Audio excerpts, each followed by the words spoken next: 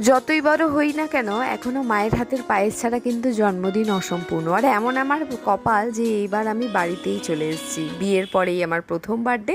আর এই যে মানুষটা আমাকে বললো চলো একটু কালী মন্দিরে নিয়ে যাই, যদিও আমার কিন্তু ডিউটি রয়েছে, মন্দিরে পুজো দিয়ে আমাকে অফিস যেতে হবে।